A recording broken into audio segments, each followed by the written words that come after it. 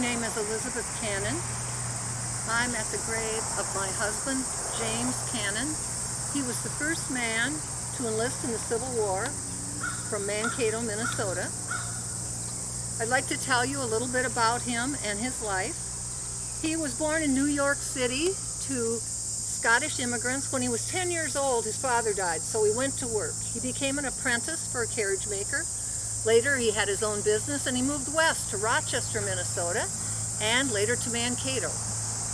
In 1861, when the Civil War broke out, he was 40 years old. He sold that paint store at no profit and enlisted in Company I of the 1st Minnesota. Now, the 1st Minnesota didn't have regular uniforms. They had red shirts at their first battle at First Bull Run, and James was injured in the right leg.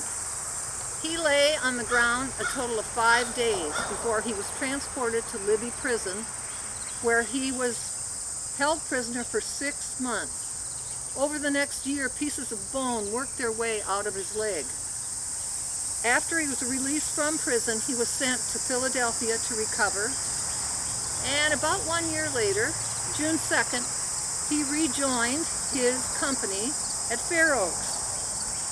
He wasn't in camp but less than a half hour that he got hit again by a shell. At first, the injury seemed not to be too bad, so he stayed with his regiment and with his company through 7 days' battle, but his condition became worse and he was sent to Annapolis to recover.